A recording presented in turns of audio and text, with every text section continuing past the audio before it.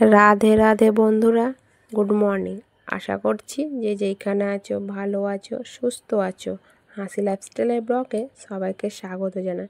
আজ হচ্ছে বৃহস্পতিবার, এখন প্রায় 7টা বাজে মতো। দেখো, এখন এইখান থেকে ব্লগটা শুরু করছি। আর মেয়ের খুব জ্বর এসছে, ওষুধ খাওয়াচ্ছি কিন্তু জ্বরটা কমছেই না। আর দেখো, জ্বরটা না কমার কারণে আমি একটু বারে বারে ওকে জলপট্টি দিচ্ছিলাম। জলপট্টি দেওয়ার পর মেয়েকে একটু আরাম লেগেছিলো, তাই মেয়ে একটু ঘুমিয়েছিল। ঘুম থেকে উঠছিল না, ওকে ডাক দিচ্ছিলাম তো আমি বললাম থাক, একটু ঘুমাচ্ছে তো ঘুমা। সারা রাত্রি ভালোভাবে ঘুমায়নি, জানো তো। দেখো কি নিষ্ঠুর লাগছে মুখটা দেখে, মায়া লাগছে। কী আর করবো বলো, মায়া লাগলে কিছু তো করার নেই। মেয়েটাকে তো যত্ন করতেই হবে। দুদিনের জ্বরে আমার মেয়েটা নাজেহাল হয়ে গেছে। দেখো,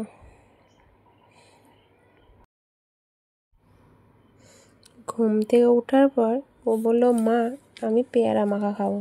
তা ওই দেখো, একটা যাই মেয়ে এসছে, তা আমরা থাক এখানে দেখা দেখি, একটু যেটা খাই তো খাবে। নিয়ে ওকে পেয়ারা মাখিয়ে দিচ্ছিলাম। পেয়ারা নিয়ে এসেছিলাম কিনে রামপুরহাট থেকে, ডাক্তার দেখাতে গিয়ে। পেয়ারাটা মাখাচ্ছিলাম, আমি বলছিলাম মা আমাকে তাড়াতাড়ি দাও। আর পেয়ারাটা প্রচণ্ড মোটা ছিল, তাই আস্তে আস্তে কাটছিলাম। দেখো, আর ওকে বলছিল যে দেখ তোর মা পেয়ারা কেটে দিচ্ছে, তুই একটু বসে থাক। আর এদিকে আমার মেয়ে তাড়াতাড়ি বলছে, মা তাড়াতাড়ি দাও না, তাড়াতাড়ি দাও না। আর ওর বাবা বলছিল পুরোটা দিও না, অল্প একটু দাও, যাতে না খায় তো খেয়ে নেবে পরে। আর এদিকে দেখো, মা ঠাকুরকে সেবা দিয়ে দিয়েছে। আমি বাসনপত্রগুলো ধুয়ে দিয়েছিলাম, মা ঠাকুর সেবা দিয়ে দিয়েছিল। দেখো, তারপরে আমি এদিকে সবজি, হাট থেকে সবজি নিয়ে এসেছিলো, সবজিগুলো কাটছিলাম বসে বসে। কুমড়ো পরিষ্কার করেছি, আর এদিকে গ্যাসে ভাতটা বসিয়ে দিয়েছিলাম।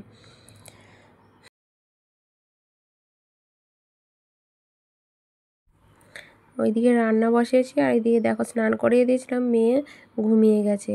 শরীরে আরাম পেয়েছি, জ্বর তো প্রচুর। চান করাতে শরীরটা বেশ ঠান্ডা লেগেছে, আর ঘুমটা চলে এসে বললো মা আমি ঘুমাবো, তাই আমি ঘুম পাড়িয়ে দিয়েছিলাম।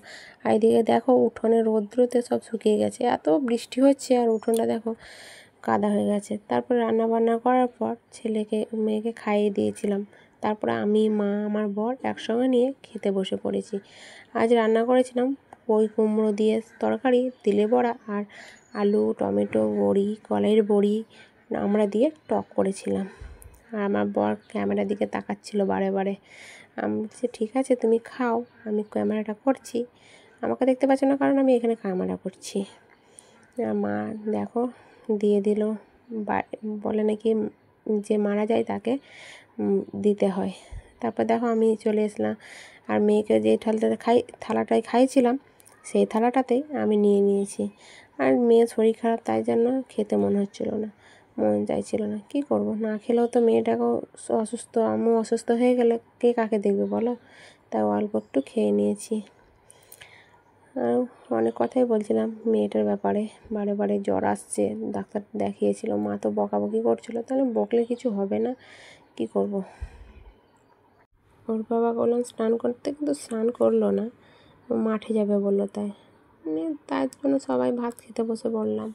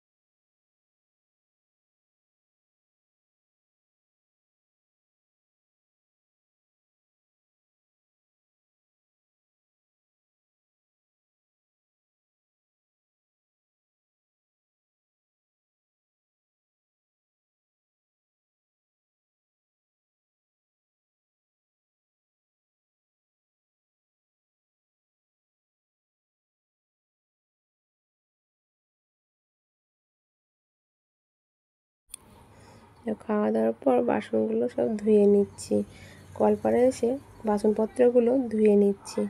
আর ওর বাবাকে বললাম আমার একটু ক্যামেরাটা করে ধরে দাও।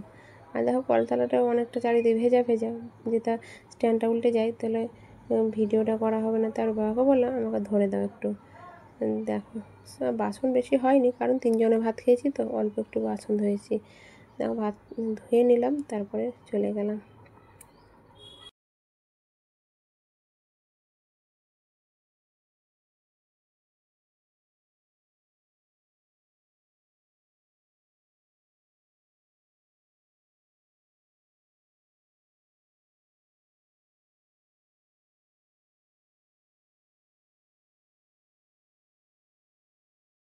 ছেলে স্কুল থেকে চলে এসেছিলো, আর মেয়েকে তো বললাম ভাত খেয়ে, ও ঘুম থেকে উঠে ভাত খেয়েছিল।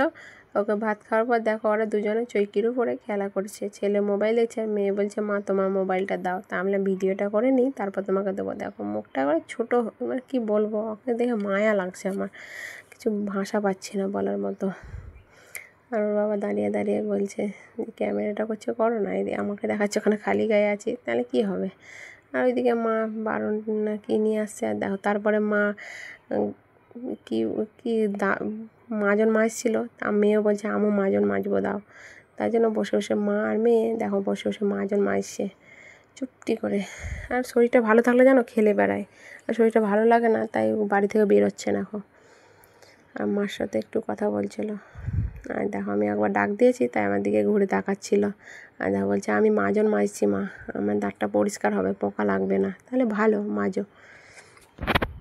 বারে বারে ঘুরছিল আর এদিকে দাঁতটা মেজে যাচ্ছিল ওর ঠাকুমার সঙ্গে। তারপরে দেখো দুপুরে ওষুধ ছিল, ওষুধটাও খেতেই চাইছিল না। অনেক মানে ভুলিয়ে ভালিয়ে ওষুধটা খাইয়ে দিলাম। আর ওষুধটা খেতে কি শরীরটা তেতো, আমি খেয়ে দেখলাম একটু তেতোই খুব। মেয়েটাকে ভুলিয়ে ভালিয়ে খাওয়াচ্ছি ঠিকই, কিন্তু নিজে খেতে পারছি না। তার জন্য দেখো একটু আদর করে দিলাম ওকে। ওষুধ খেত না, এখন প্রায় অনেকটাই খায় ওষুধ, খেত না, তাই জন্য ওকে একটা হামি দিয়ে দিলাম আর আদর করে দিলাম। দেখো গুড ইভিনিং। দেখো বিকেলকার সব কাজ করে নিয়েছি, তারপর সন্ধ্যাবাতি মা দিয়ে দিয়েছিলো। আর এইদিকে ছেলেকে পড়তে বসিয়েছিল ওর বাবা। আর মেয়ে তো আগে বলছিল আমি পড়বো না, আমি বলছি পড়ো একটু, যত বলছি বারে বারে পড়তে ততবারই বলছে পড়বো না পড়বো না। তাহলে কী করবে, পড়ে শরীর খারাপ করছে, না পড়বে তো না পড়বে থাক। আর ছেলে পড়ছিল ওর বাবার কাছে, আমি বললাম তুমি একটু পড়িয়ে দাও, আমার শরীরটা ভালো লাগছে না। আর মেয়ের জন্য রাত জাগছি তো, 2-3 রাত থেকে জাগা হচ্ছে, তাই আমার শরীরটা প্রায় ক্লান্ত হয়ে গেছে। ও কি পড়ছিল, দেখো ইংরেজি পড়ছিল, ওর বাবা একটু হাসি লাস্টাইলের ব্লগে সবাইকে স্বাগত।